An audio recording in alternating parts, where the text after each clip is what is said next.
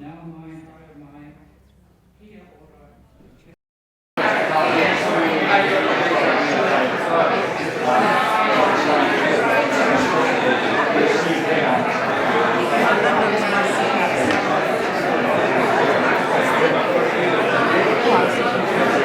Apathy among the family, which I'm sure is not the case today.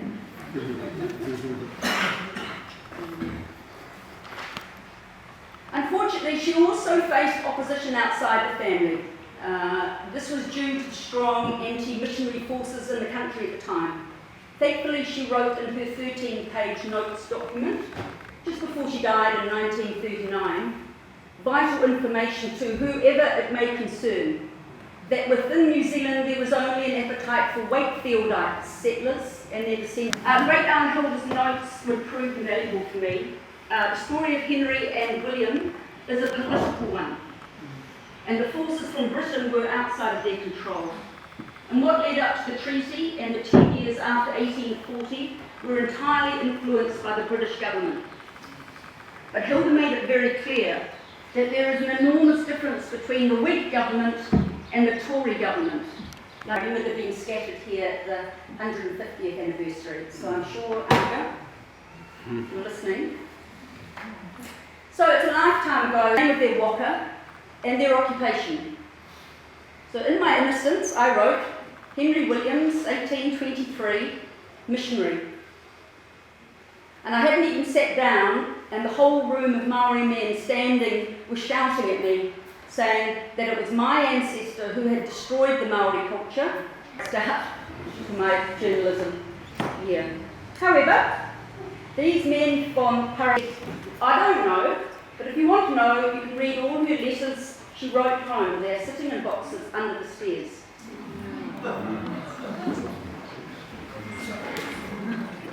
So that night I took someone home to my flat. Marianne was the same age as me and was also fresh from London. And as I said, Pacific flats that they needed for making rope and sails. Ibabunka did sail down to the North Cape and into Doubtless Bay, but he found neither whale nor wheat seeds and farming tools. The following year, Kim became the governor of New South Wales, and Maori chiefs were soon visiting Sydney and staying with the governor at Parramatta.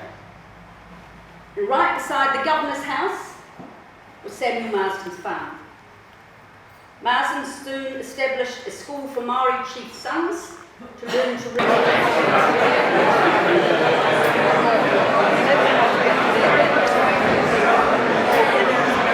Anyway, just for an example of how big the American whalers were here, it was during those whaling years when Maori taxed.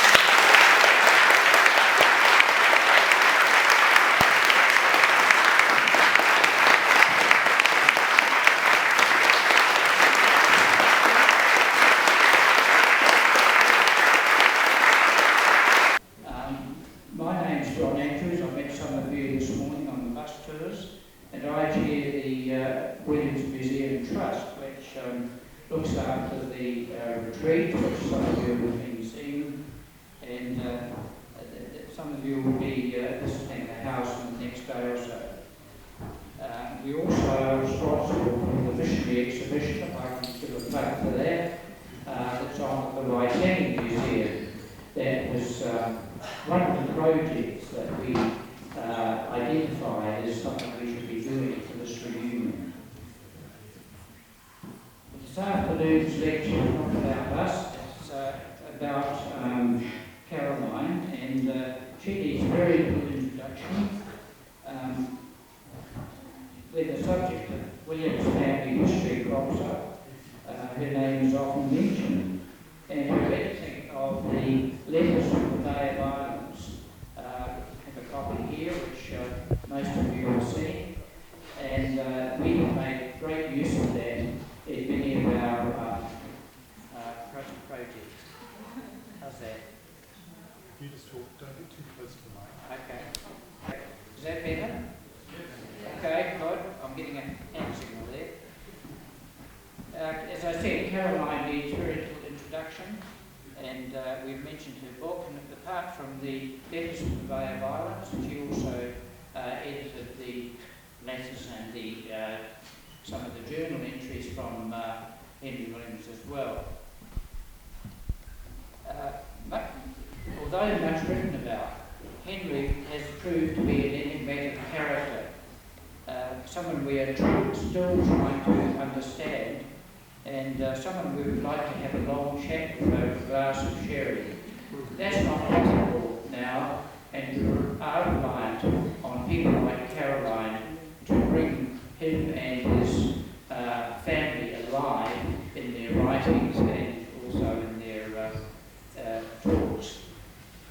Today, Caroline places Henry Williams in a time of great change, the Industrial Revolution, where science and technology clashed with or impacted lives and faith, causing many to rethink the place of humans in the world. So how did it impact them? And we hope that Caroline this afternoon is going to give us some insight into that connection. So Caroline is going to talk about the Williams legacy, spiritual children of the Industrial Revolution. Welcome, Caroline.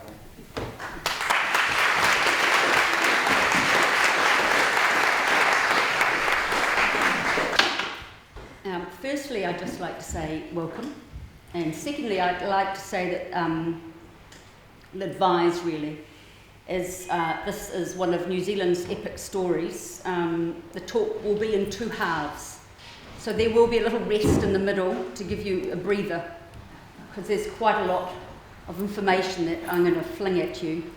So in a way, I hope you can sort of pretend it's almost a movie, and we'll tell you a little story. So good afternoon, and we're all here to celebrate the extraordinary lives of two Williams families, and it goes without saying that we wouldn't be here without them.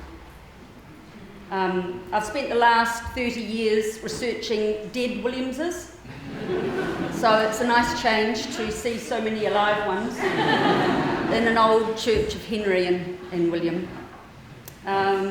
This talk is an opportunity to take a closer look at their stories and how their legacy fits into the bigger picture of the past 200 years and more. So, on a more personal note, for me to weave my way back up the family tree, I can firstly start to acknowledge my mother, who's sitting here in the front row with a little white coat on, who's 95 next week, and is, we think, the last surviving great-grandchild of Henry and Marianne.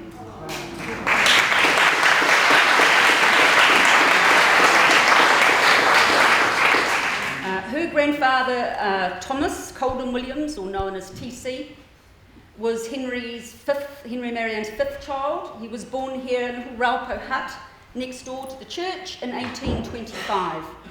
And on his birth, the local Maori referred to him as tangata Māori. So I thought that was quite interesting. And Mum is, I think, probably the only person alive who can say that their grandfather not only witnessed their father working on the translation of the treaty, but also the signing of it the next day up at the Busby's farm. My grandfather, as I said, was known as TC, and he was 15 years old at the time. I certainly wouldn't be here if it wasn't for my mum's favourite aunt, my great-aunt Hilda Williams. It's TC's daughter. She was one of 13 children, and she was born in 1867. As a child, she sailed up from Wellington, where she was born, to visit her elderly grandmother, widowed grandmother, old Marianne Williams at Pakaraka, at the retreat. And she could remember sitting on her knee when she was a child, before Marianne died in 1879.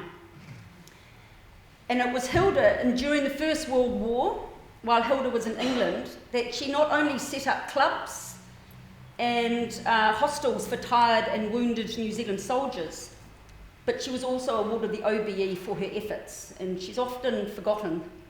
When she left England at the end of the war, she brought back home cases filled with Henry and Marianne's and William and Jane's letters, which had been given to her by her cousin Hal Williams.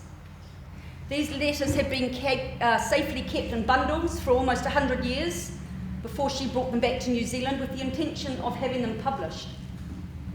At the time, Hilda spoke to the extended Williams families for support, but she later wrote in her notes that other than her brother Alga and her sister Isla Reid, she was met with only apathy among the family, which I'm sure is not the case today.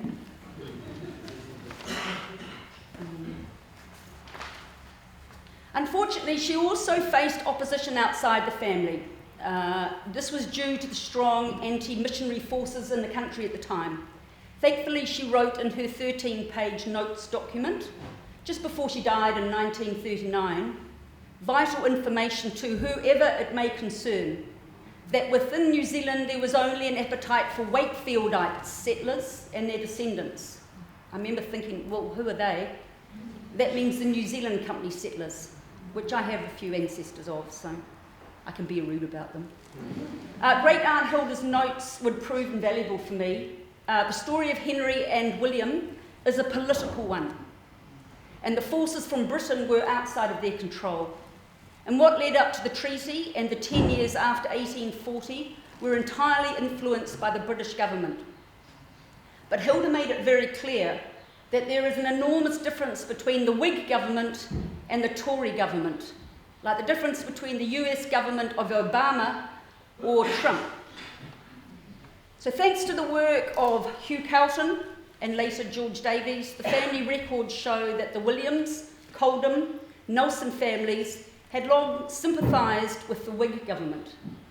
They were liberal, they were pro-William Wilberforce, they were pro the abolition of slavery and the founding of the Church Missionary Society, but they were particularly sympathetic to the Maori situation. On the other hand, they were anti-Tory party, with its strong links to the illustrious sugar trade in the West Indies. A large number of Tory MPs were sugar barons and slave ship owners, which would later mirror similar business associations with the Tory MPs as major shareholders and directors of the New Zealand Company and other land companies like the South Australia Company. Great Aunt Hilda's notes are filled with references to the other side of the story and the New Zealand governors she met who were supportive of the Wakefields and Tory party. She was driven to tell their life story of her grandfather Henry, but unfortunately she didn't accomplish her goals in her lifetime. And thirdly, so upon her death, a month before the start of the Second World War, her younger brother, my grandfather Alga Williams, picked up the mantle and spent the next 15 years transcribing these fragile handwritten letters of his grandparents. My mother Belinda can remember her father sitting at the old card table in Christchurch, writing them out by pencil to be later typed up. Then they were put safely in boxes and forgotten. Alga died the year I was born, and his ashes are lying outside this churchyard. I remember them being scattered here at the 150th anniversary. So I'm sure, Alga, if you're listening. So it's a lifetime ago since I first came to the Bay of Islands as a child in 1973 for the 150th anniversary of the arrival of the Williams family.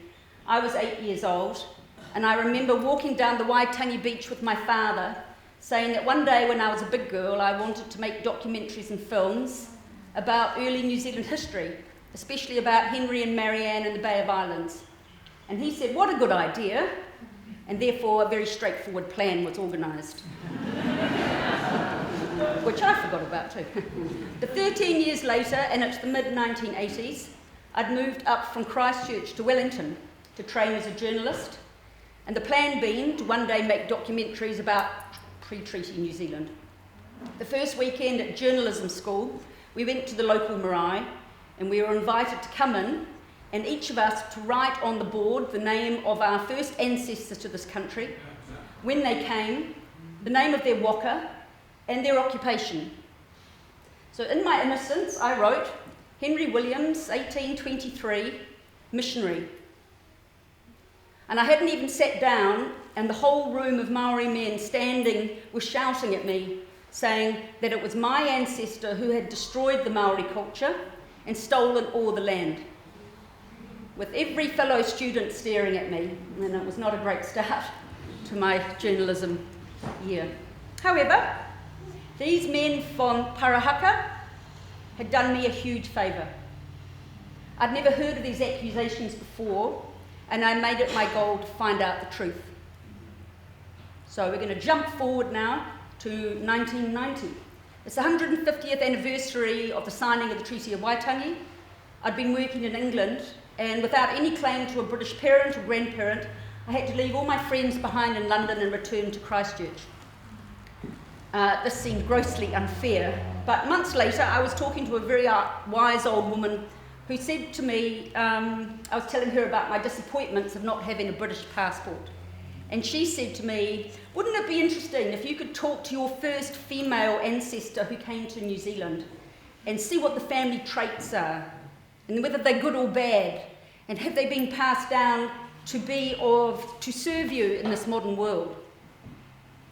So a few days later I was talking to my mother, and I repeated this story to her. I wonder what Marianne Williams thought about life and family when she arrived here in 1823. I can see my mother. She was standing at the kitchen sink. She was peeling potatoes. She had a cigarette out her mouth, and she said, I don't know, but if you want to know, you can read all her letters she wrote home. They're sitting in boxes under the stairs.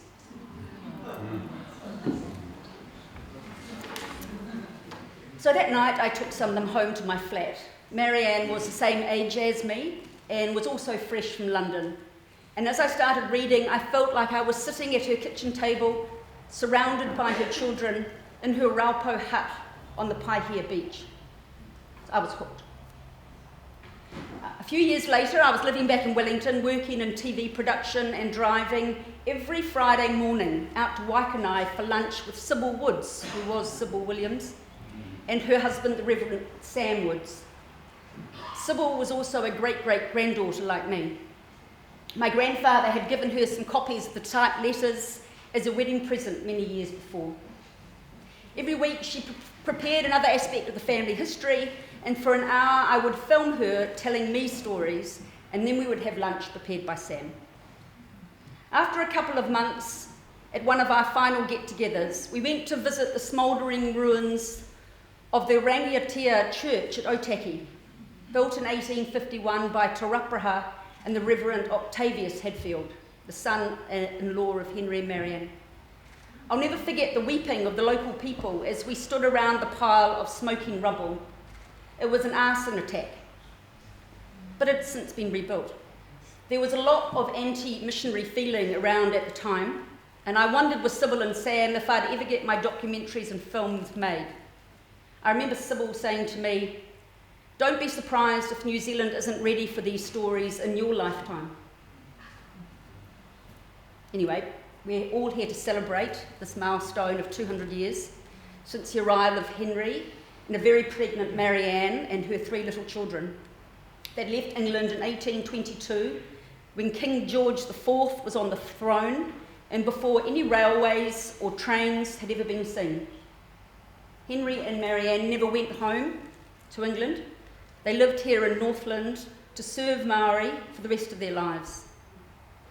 In today's fast and modern world of technology, it's almost impossible to appreciate their lives and the trials and tribulations they face daily, never sure of what could happen next at any given moment. But to do any justice to the lives of Henry and Marianne, and then later William and Jane, I believe it's vital to put these 4 extremely brave, dedicated young people into context of the time and the state of the world that they knew. And the state of their world was all about the Industrial Revolution. I referred it to the title, as John said, that the Williamses were the spiritual children of the Industrial Revolution. It was a time of massive social change, as never seen before in history. And as a result, growing up in Nottingham, they had watched their parents benefit from the wealth and consequences of what would be globalisation and capitalism.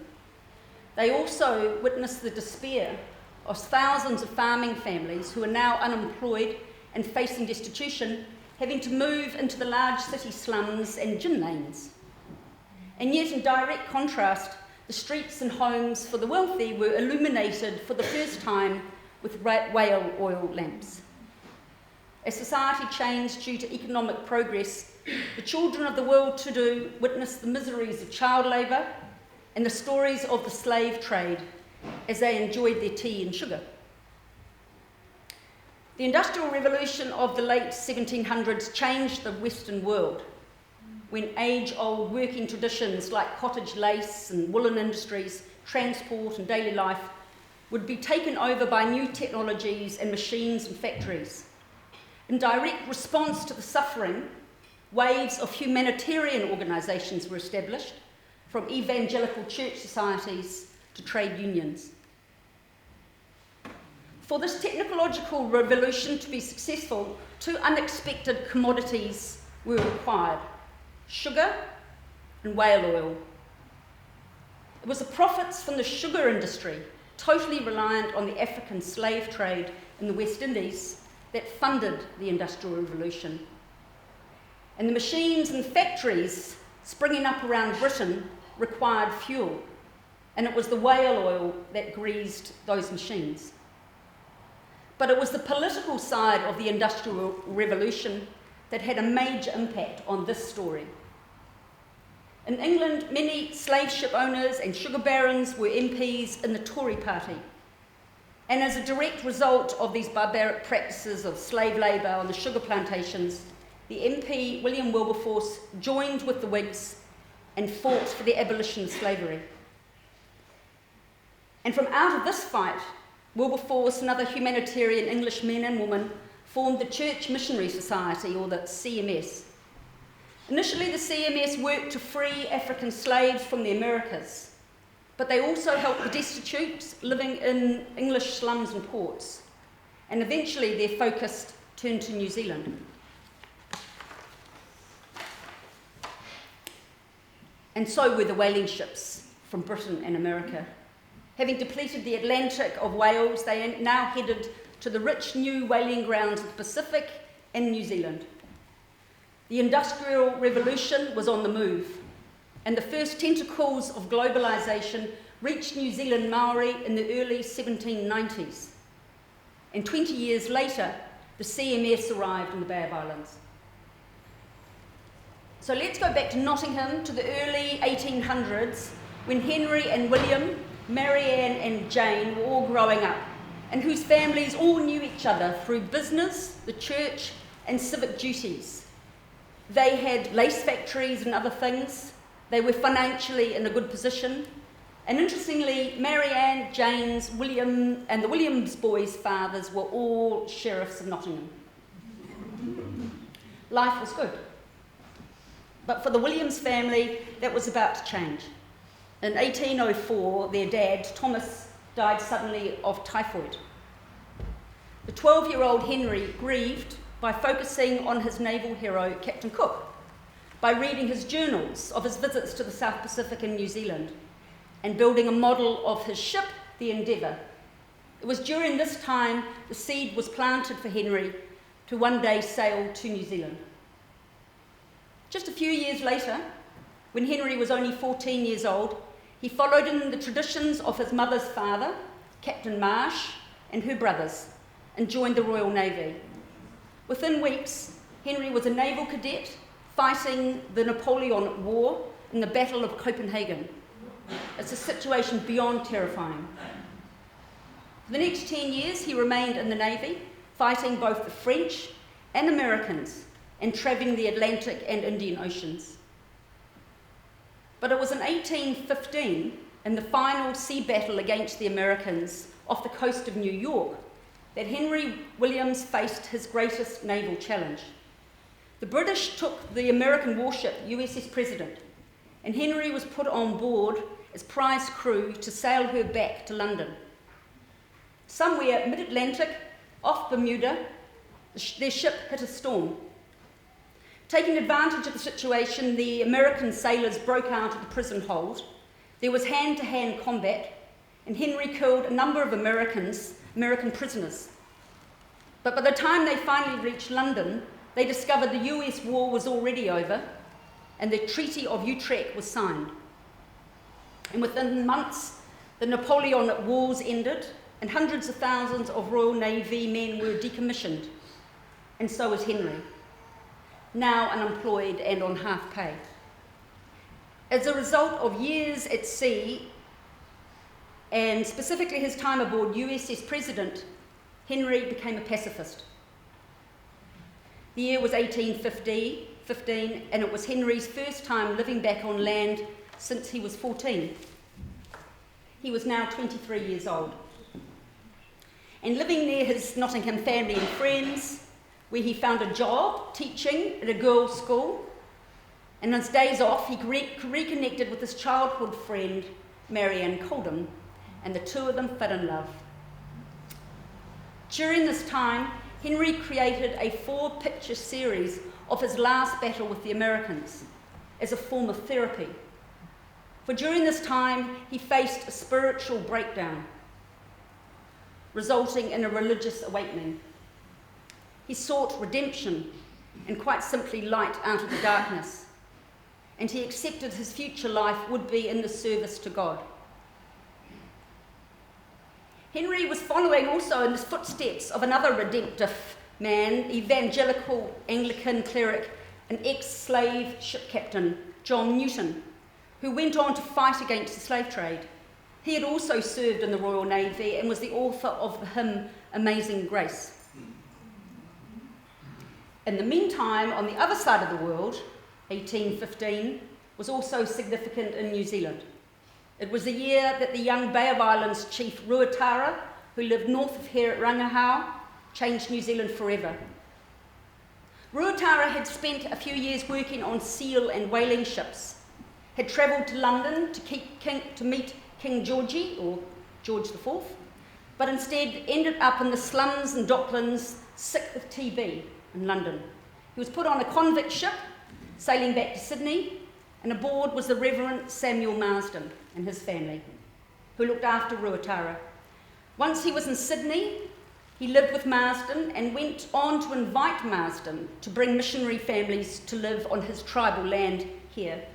He wanted them to set up a school for his tribe and to teach them how to read and write. He also wanted to establish a farm, to grow wheat for flour and dairy cows to make butter to sell in Sydney. Ruatara was an entrepreneur and changed the course of history of this young nation. His tribal land became the first CMS mission station, but more importantly, the Bay of Islands had the first permanent, safe, English-speaking settlement in New Zealand, which delighted the visiting whaling ships. But sadly, within months of the mission station being established, Ruatara died of TB. Then his uncle, Hongi Hika, took over the role of protector of the CMS families and soon opened a second station in Kerikeri. So how did this all come about? We need to now jump back 45 years to the 1770s. When Captain Cook returned to London from the Pacific, he reported 3 major discoveries: Australia for the convicts, Pacific flax for rope and sails for the Royal Navy, and having seen herds of whales so numerous that the air reeked of whale farts and bad breath. He wrote that in his journal. It was this news that excited the Atlantic whalers. The first whaling ship into New Zealand waters was 1792, captained by the American whaler Ibabunka. He had just dropped off a cargo of convicts in Sydney and was now in search of whales. He sailed via Norfolk Island and met Superintendent King, who asked him to collect 2 Maori during his travels in New Zealand, who could come back up to the island and show the mainly Irish convicts how to work the Pacific flax that they needed for making rope and sails. Ibabunka did sail down to the North Cape and into Doubtless Bay, but he found neither whales nor Maori.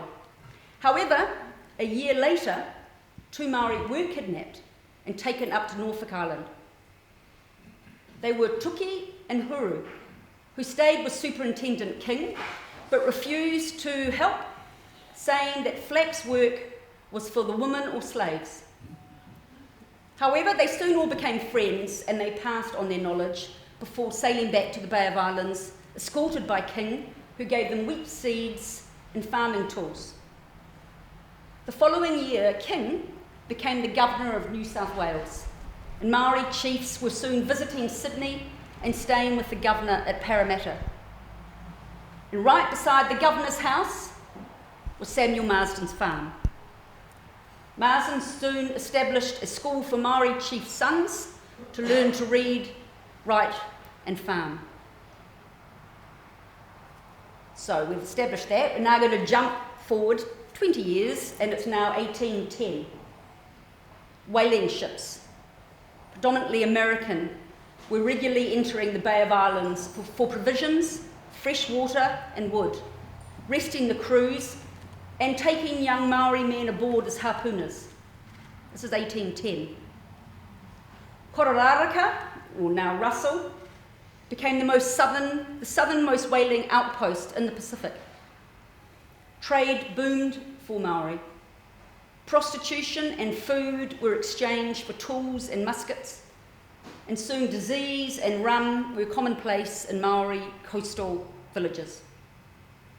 So by 1815, when Ruatara invited Samuel Marsden to bring 3 lay missionary families to Rangihao, the whalers were well established here in the Bay of Islands.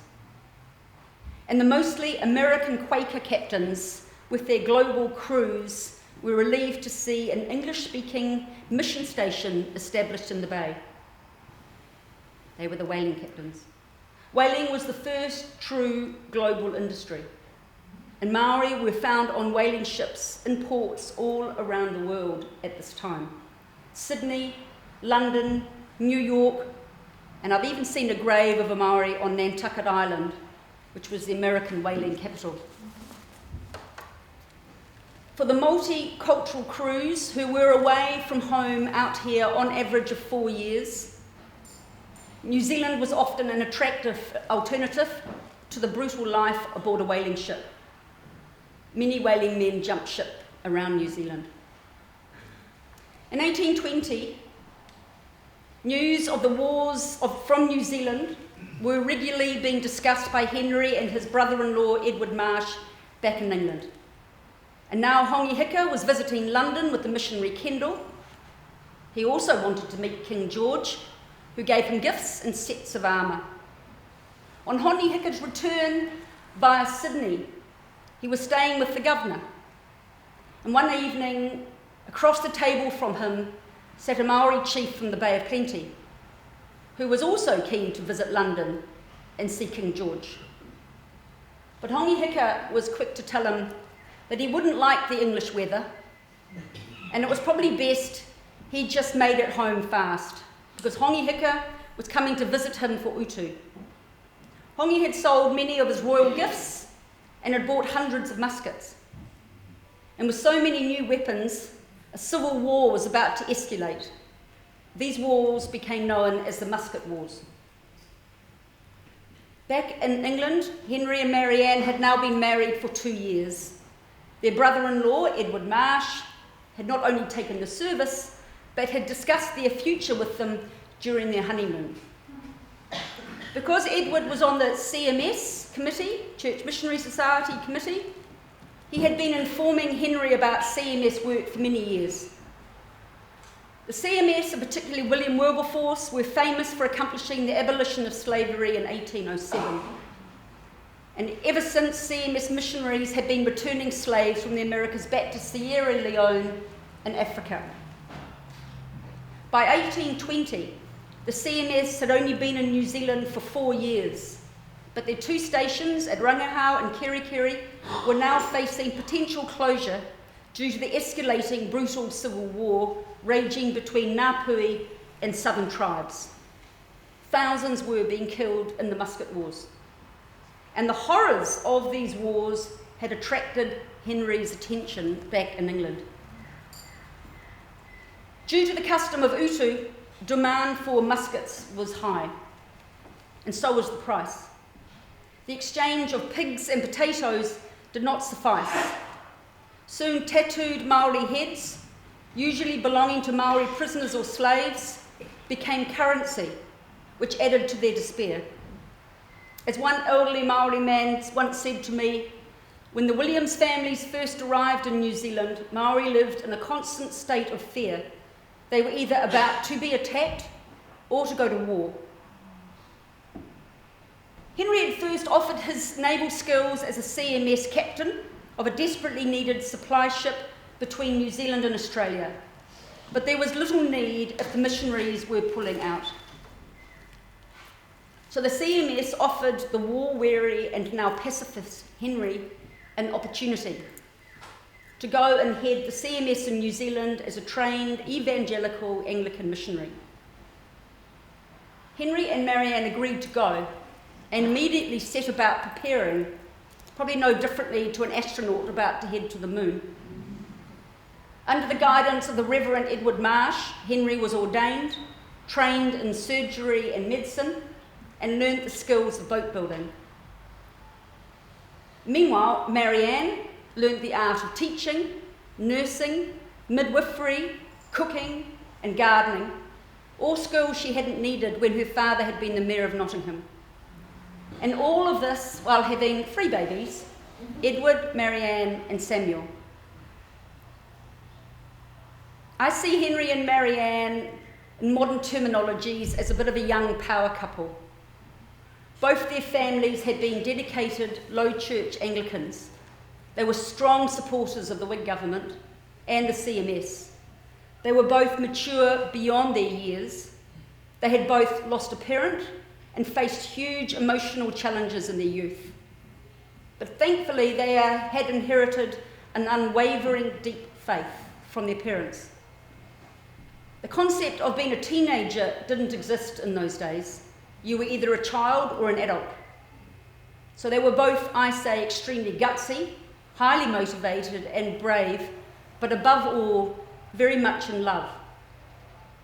And over the years, as I have worked on their letters and followed their lives, I have been struck by their deep sense of love, duty, confidence, courage, and fearlessness.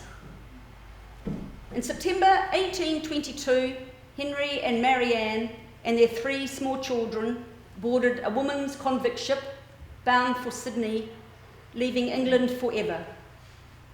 And the rest is history. So we'll stop now for a few minutes and you can have a shuffle.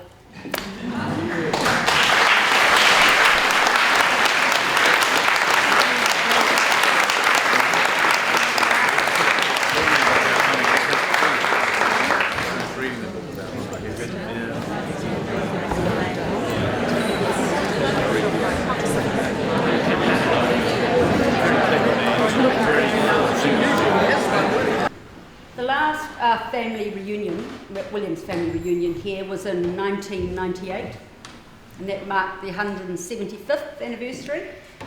Unfortunately, I missed it. I was living in Germany at the time, but a year later I came home thinking, is it funny glasses? No, it's in that, is it that speaker?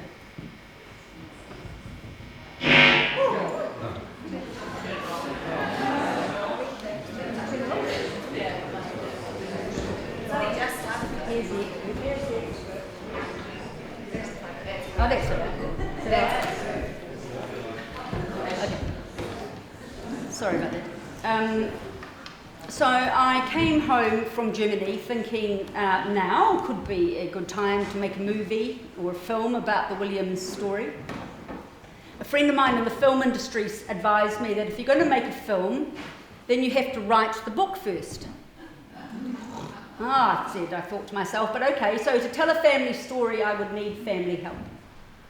And I was very lucky that I had the help of my father, Gerald, who, he's not here today. He's very annoyed he's not here. He's 97 and back in Christchurch.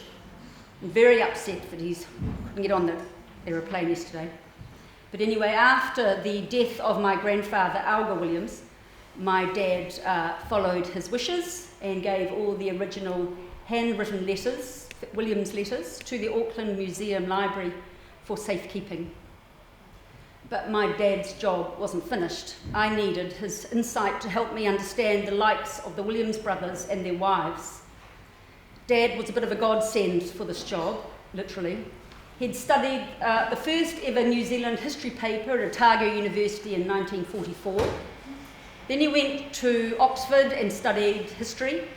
Then he trained as an Anglican vicar in Cambridge, and later came back to New Zealand and trained in law at Canterbury in Christchurch when I was a child.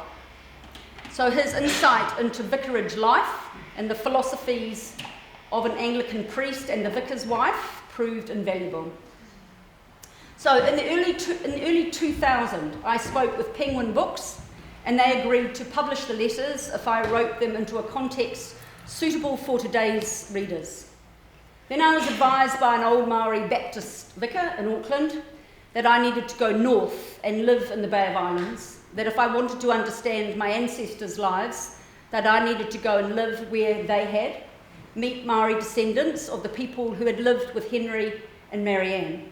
So on my arrival up here, I met with local families, the Ludbrooks, my mother's first cousin, Tom Reed. I met Bishop Ben Tahara and other Maori elders whose ancestors had known ours in the 1820s. Their local knowledge proved invaluable and quite often quite challenging. Every day or every morning I would type up the letters into my computer and then go and see for myself the places where mentioned in the letters. I must say it's been a huge honour and an adventure to follow up the stories and join the dots. These early letters are such an invaluable primary source. Their daily eyewitness accounts cover over 5 decades. Their many hundreds of letters are their words, their testament, their proof. But it became very clear to me quickly that their stories weren't in unison with the institutional myths that I heard coming out of Wellington and Auckland. And I also discovered their stories and their lives had been twisted, ignored, and silenced over the past almost 200 years. In early 2000, not long after I decided to write a book, I read in the Auckland Herald that a Ngāpuhi local was planning to take his chainsaw and cut Henry out of the support pole at the Te Marae. I physically felt this insult. What I discovered later was the old Ngāpuhi woman had told him that if he did that, that they would have to give the land back to the Williams family, as Henry had bought it for Ngāpuhi in 1835, and the ancestors had honoured Henry by carving him into the support pole, which many of us saw last night. This event was just the motivation I needed. So not long after I came to live up here, I met with an elderly Maori man who was the manager of the Waitangi Te Marae Trust Land.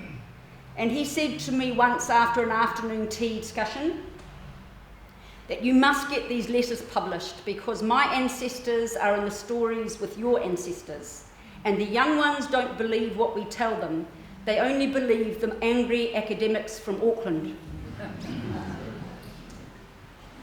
The vitriol towards Henry and other church missionaries, CMS missionaries, it's not new. It's been going on for over 200 years. Since the late 1790s, when the CMS was formed and William Wilberforce joined the Whig government to begin the campaign of the abolition of slavery. This had made the powerful and rich sugar barons and slave ship owners and the Tory party very angry indeed. And this anger continued. And in 1826, only 3 years after Henry had got here, the private New Zealand Association sent out 2 ships under Captain Hurd and spent 8 months exploring the length of New Zealand in search for land to set up trading posts. The ships faced hostility from Maori around the country until they eventually abandoned their grand plans.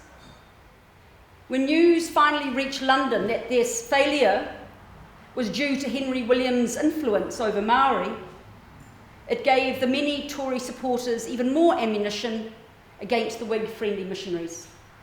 That the very idea that Henry was responsible was just ludicrous in 1826. But as the years went by, the anti-feeling towards Henry Williams by the Tories would only but grow. It's a staggering testament to their faith in their mission that amongst all the flying sparks of British politics and the Maori musket wars, Henry and Marianne built the small, with the Fairburns here, built the first small settlement at Paihia, continued having children, and quietly just got on with the job. However, the isolation faced by Henry and Marianne is totally unimaginable. It took 9 months to get a letter back to London and another 9 months for a reply. From the moment they left England, Marianne and Henry wrote letters home. Marianne to family and Henry to the Church Missionary Society and his mentor and brother-in-law and cousin, Edward Marsh. Sitting in their small, drafty Raupo hut just over here, they described on a daily basis their realities, their struggles and challenges due to the tyranny of isolation. Within a year of their arrival, food was soon in short supply. And as so many Maori chiefs and their entourage of warriors came and camped around their Paihia settlement, often for a week or two, they soon got through the year's food supply. In 1824, less than a year after their arrival, they had now run out of food. Local Maori said they would only supply them with pigs and potatoes in exchange for muskets. Henry refused, and as the closest shop was Sydney, and they had no ship to sail there, Marianne wrote in her journal, July 1824, "Henry is gone to the American ship to purchase some provisions," which brought up another new historical concept I'd never heard of. What American ship? What's an American ship doing here in the Bay of Islands in 1824?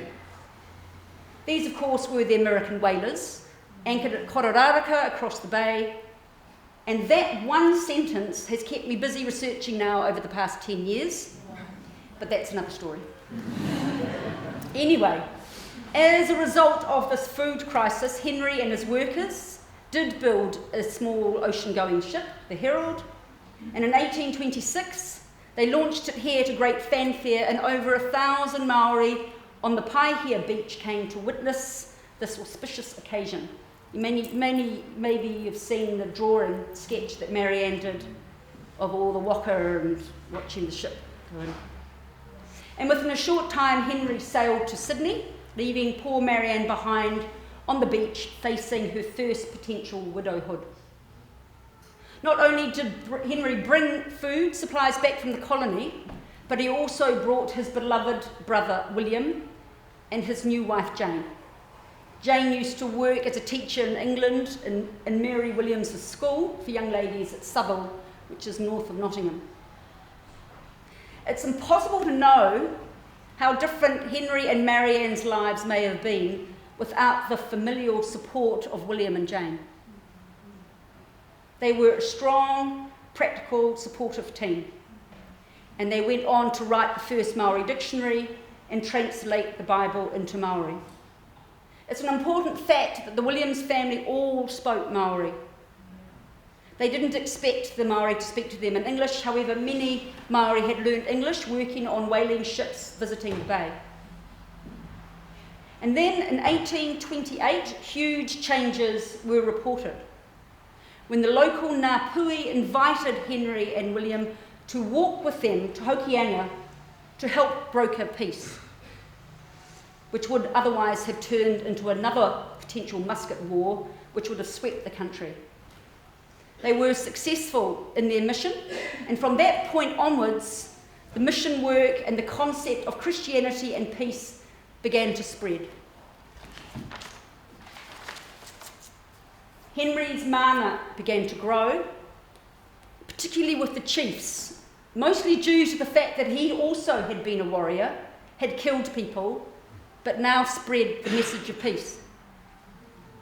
I was told years ago that Christianity was embraced by the next generation of younger chiefs, many of whom had visited Sydney and Marsden School.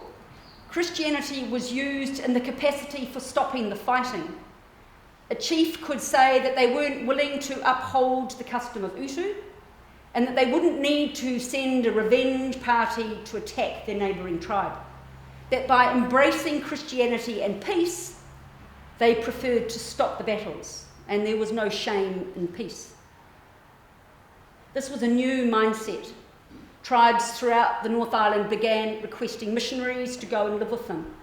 And Henry, now known as Te Wiremu, would visit inland tribes where no white man had ever been, to discover the tribes singing Christian hymns and learning to read and write Maori. Thanks to the returned slaves from the Bay of Islands who had been rescued by the missionaries, had gone to the mission schools and had returned to their tribes and passed on their knowledge. Unfortunately, as peace spread, more Europeans, Americans, Sydney traders, private land companies from Britain, France and Australia became more enchanted with the huge resources available in New Zealand, especially the empty land for potential settlers. And in the case of the Americans, their government was even considering annexing the north of New Zealand, north of the North Island. By 1834, Northern Maori chiefs not only had their first New Zealand flag, designed by Henry, but the following year a Declaration of Independence. And the chiefs were also petitioning the King of England, William, asking for protection from this increasing external threat. But in the year 1839, everything changed. Back in Britain, the young Queen Victoria was new to the throne, and she was being guided by the Prime Minister of the Whig government, Lord Melbourne. The Whig government were both supportive and sympathetic to the CMS missionaries and the plight of the Maori. But in the summer of 1839, the resurrected New Zealand Land Company, now run by William Wakefield, who'd concocted his colonising plans from his prison cell, backed by major Tory MPs as directors and shareholders, approached the Whig government. They had a plan to privately colonise New Zealand. The New Zealand Company would buy New Zealand and send out settlers to the country. The Whig government gave a resounding no, not to this idea. But not one to be put off by this rebuttal, the New Zealand Company sent their ships anyway. And by October 1839, they were well on their way to buying 20 million acres of land for their settlements in Wellington, Nelson and New Plymouth. Meanwhile, back in the Bay of Islands, unaware of any of these events, Henry set off to the south with the young missionary Octavius Hadfield. Te Rauparaha had requested Henry go and live with him in the south, but this was impossible. So Hadfield was to be escorted to Otaki by Henry Williams. As they sailed into Wellington Harbour, they were surprised to find the New Zealand Company ships anchored in the bay. Surprise soon turned to horror, as they were informed that New Zealand Company were intending to buy all of the land from Taupo to Stewart Island and rename the islands New Ulster and New Munster. Over the next 2 months, Henry and his men walked back up through the North Island via Taupo to Tauranga, where they rendezvoused with William. They had plenty to talk about as they then sailed back up to the Bay of Islands. After a 10-week absence, Henry was in great need of a rest, so he went inland to meet up with the family. On the evening of the 29th of January, 1840, at 11 p.m, when Henry was just getting into bed, there was a knock at the door. Henry had been summoned back to Paihia to assist Captain Hobson with the treaty. The treaty was the Whig government's response to the New Zealand Company's plan to colonise the country. It was better to be late than never. Upon greeting Hobson, Henry was handed a letter from the Bishop of Australia, William Broughton, recommending Henry and the other missionaries to use their influence to encourage the chiefs attached to them to surrender sovereignty to Her Majesty. But Henry was disappointed there were no instructions from the CMS headquarters in London. For the next week, there was great discussions aboard HMS Herald out here in the bay, and on the afternoon of the 4th of February, Henry and his son Edward sat down here at 4 p.m. to translate the treaty into Maori. The next morning at 10 a.m, they all met up at the Busby home at Waitangi, and the rest is history. Great Aunt Hilda Williams wrote in her notes that Henry Williams' involvement was critically important in the treaty being accepted and signed, and Captain Hobson was amazed at how well Henry handled the Maori when explaining the treaty. I was told by a churchman years ago that Samuel Williams of Te Aute had said Henry had explained the concept of the treaty to Maori through the familiar historical stories found in the Bible. That he explained it that Queen Victoria and the British Empire was compared to the Roman emperor based in Rome. That King Herod was the same status as the Maori chiefs, and the proposed Governor Hobson was Pontius Pilate. And as many Maori had travelled to Australia and around the world over the past 50 years, they were familiar with the concept of governor. Some academics use the analogy of the treaty as a marriage between the Crown and Maori. I would take it a step further, that when the Maori married the Crown, they in fact, unbeknownst to them, married twin brothers, Mr. Whig and Mr. Tory. And as I mentioned at the beginning of this talk, they were very different entities. Because in 1841, only 1 year after the treaty was signed, there was a change of government in London, and the Whigs were defeated by the Tory party. And so many Maori were now sharing their marital bed with the Tories and their pro-New Zealand Company MPs. So my great Aunt Hilda was right when she said that to understand the history of the Williamses, one needs to acknowledge the power of the Wakefieldites, both here and back in England. And I've never heard that mentioned in the present day history books about the treaty. In the year 2002, having worked for a year and a half on my manuscript, I gave the manuscript to Penguin. They said, no, we can't touch it. They were nervous of the material. So it was pretty devastating. So I decided, with my mother's advice, to take the manuscript to the United Kingdom because it was actually a British story, Marianne and Henry. It was all pre-treaty. So there I found an agent and then another publisher who then turned around and sold it back to Penguin New Zealand. So it would appear that once the British colonised New Zealand, I say that a veil came down over the old areas where there was much missionary, Maori and whaling activities, such as Northland and the East Coast, because the new administration wanted to forget how things had been before 1840. In 2011, I published Henry's book, here with Huia Publishing. And days later, Mum and Dad and I went up and visited Butler Point and visited Lindo, Letitia and Jan Ferguson. They had a wonderful, Butler Point is the site of an old shop for the American whalers in Monganui. And when I was there, Lindo started talking about his museum that he's created up there about the American whalers. And I said, well, it would be wonderful to record you. So he said, well, I would be delighted because he was in his 90s. So I zipped back to Christchurch and was looking for my old tape recorders, couldn't find one, went into town, and the earthquakes hit right then and there. So by the time I got back up to Northland, unfortunately Lindo had had a couple of strokes, but over the next 3 days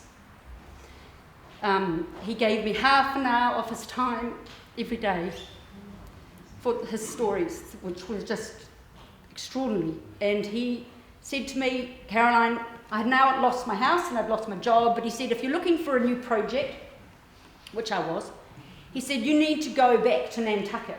You need to go and see the headquarters of the American whalers. You need to see how enormous they were as a global industry. They were like the Saudi Arabians of whale oil. And in fact, it was the whale oil and the profits from whale oil that funded the building of New York, Washington, Boston, and the building of the railways across America to California. It's massive. Anyway,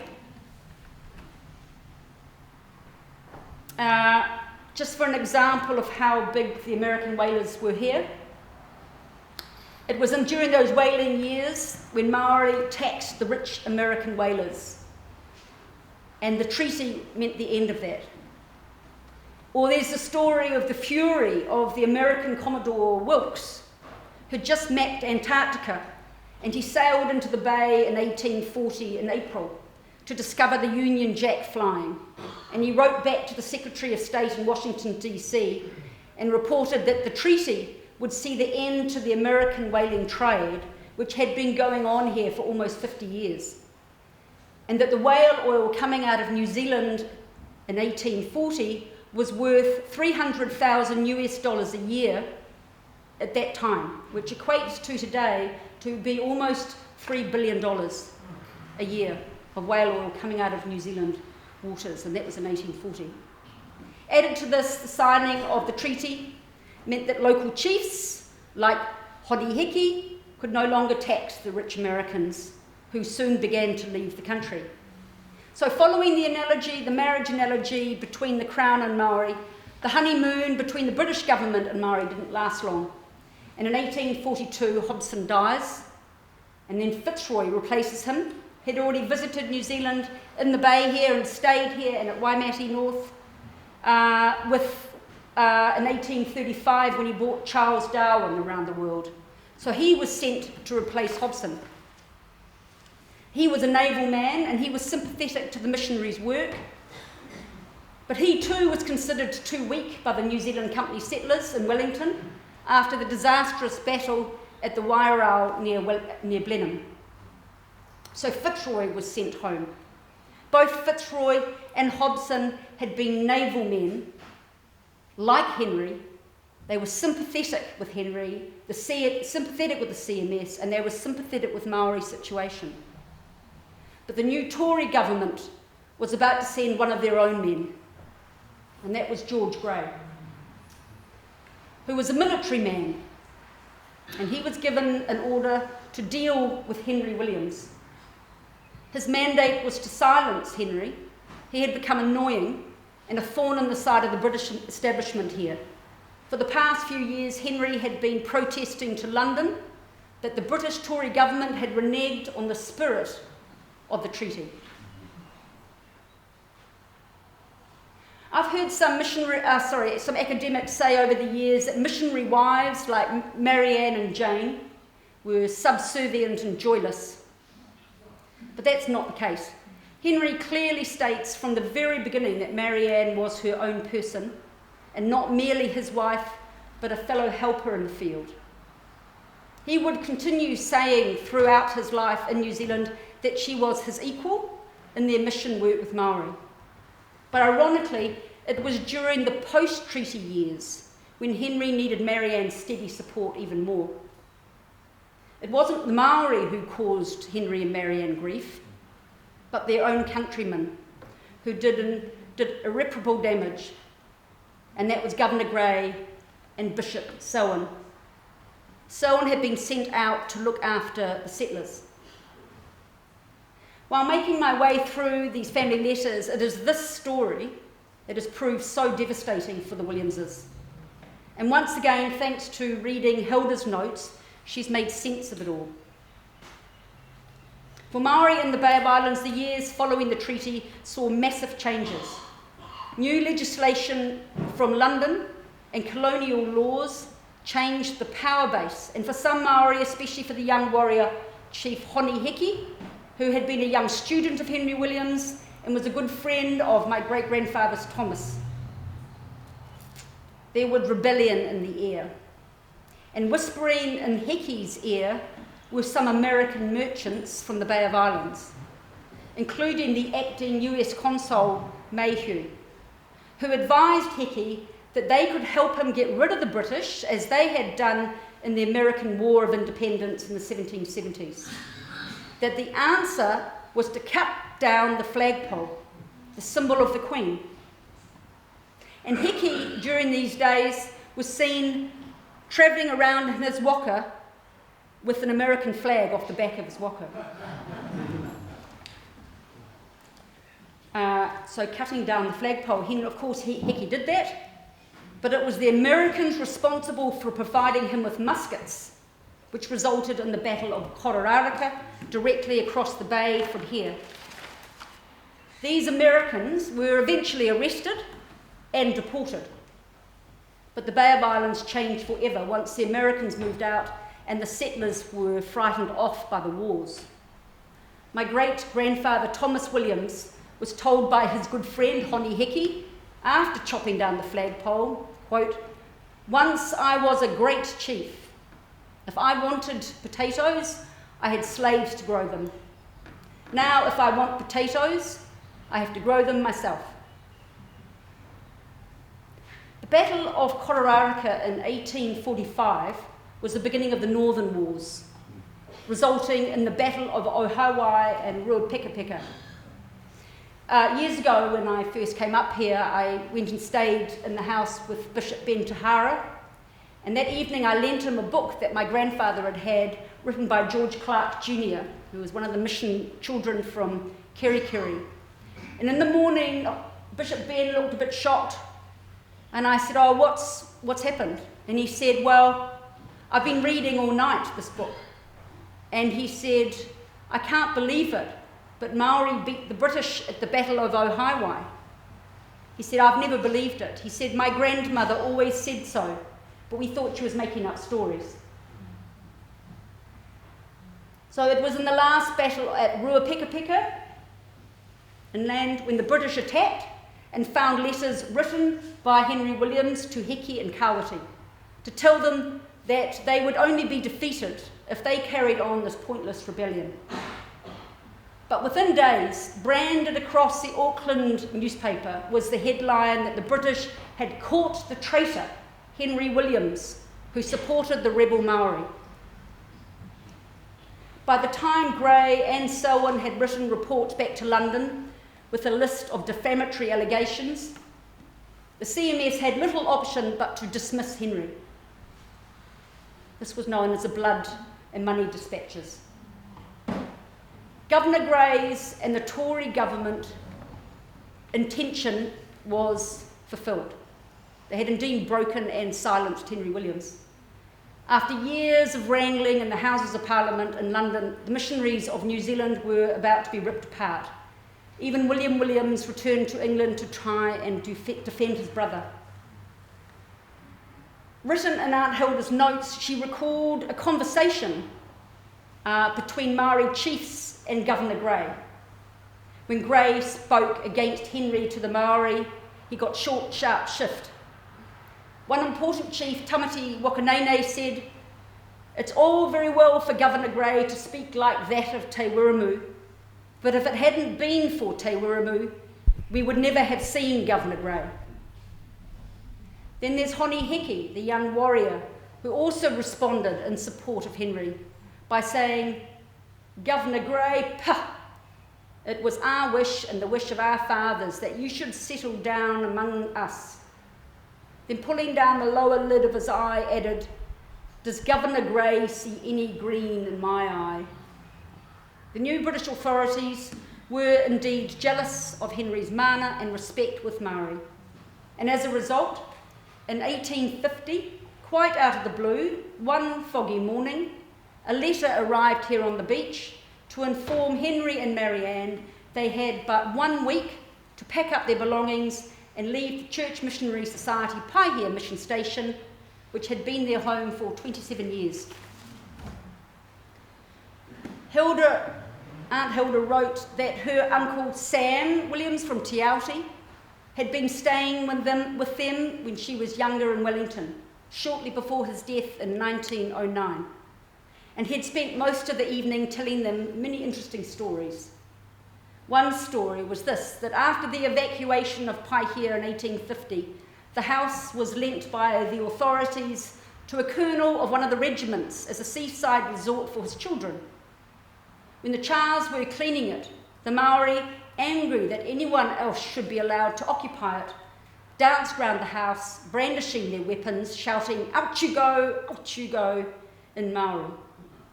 Uncle Sam, Hilda wrote, danced up and down the hall, imitating them all in the most energetic manner, aged 85, time 12 o'clock midnight. When he calmed down, Hilda asked him what she said she had often asked older members of the family and had always received an evasive answer. Why did Bishop Selwyn treat grandfather as he did? Samuel made no comment, but after a long pause replied, the last time I saw Selwyn, he said to me, I have long known that I owed your father an apology. Dead pause. Then my father, Hilda's father, T.C. Thomas, said, and he never apologised publicly. She wrote, one could feel how bitterly they felt it, and not another word was said. Governor Grey and Bishop Selwyn had accomplished their mission, but later wrote back to London to say that they hadn't quite spoken the truth about Henry, but the damage was done. Henry was silenced. In the following years, while living at Pakaraka on his son's farm, Henry continued his church work for Maori, and when he couldn't go out and see them, they came to him. And in July 1867, Henry was dying. An intertribal battle had broken out near Pakaraka, which was about to engulf the whole north into war. Henry had sent some sons out to try and establish peace, but on the morning of full-scale war, news arrived that Te Wiremu was dead. Te Haratua, the warrior chief of Pakaraka, left the battlefield to go to Henry. A white flag was raised by his tribe, and another chief read from his Bible, "Blessed are the peacemakers, for they shall be called the children of God." Peace was made in this final tribal war. Years ago in Auckland, I met an elderly Maori man who told me his ancestor had been fighting in this battle. But when he heard that Te Wiremu was dead, they said they stopped the fight and walked to Pakaraka to touch the coffin of Henry. Henry died aged 74 years old, a few months shy of his and Marianne's golden wedding anniversary.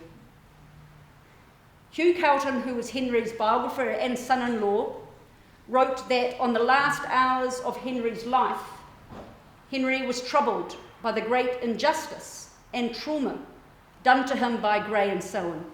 And he repeated these words, cruel, it was cruel. This sense of injustice lingers. Unfortunately, there has been little opportunity to set the record straight, and for the past 200 years, Henry's and other missionaries' reputations and legacies have in one way or another been savaged, and even worse, ignored, and even in some cases written out of the history books. But this must change, and hopefully it is going to change because we are here. I've spoken a lot about Henry and this family, but this story, as a result of last night, is ultimately about our relationship with Ngāpuhi and Māori. And us coming here to this reunion is so important for there to be change. It must start with us, the Williamses, the Williams family, alongside Ngāpuhi and it must start here. It was wonderful to wake this morning to the sound of the waves on the beach. This was the same sounds that Henry and Marianne heard every morning, and I know sounds that they missed terribly when they were dismissed and lived inland. It's been an honour to look into the lives of these early peoples, representing many cultures. Those living in the early years of the 1800s had enormous trust and faith in each other, as globalisation changed not only this nation, but the world forever. I believe we have all so much to be thankful for when it comes to the tireless and the selfless work of these two Williams families. I believe we must celebrate their legacy and contribution, and that their relationship between Ngāpuhi and Williams should be given their rightful place in the history books of New Zealand. I'll give Great Aunt Hilda the last word. She wrote back in 1939, just before she died, that she had been talking with a man who had read in the American National Geographic magazine an article on missionary work in general, not altogether approving of it, but it gave 3 outstanding examples. Grenfell of Labrador, Canada, Livingstone of Africa, and Williams of New Zealand. For the early Williams families, amidst all the isolation, confusion and changes, battles and times of peace, for them there was one true authority, God. And their thousands of handwritten letters, which is their legacy, has one clear truth, that love conquers fear. Thank you.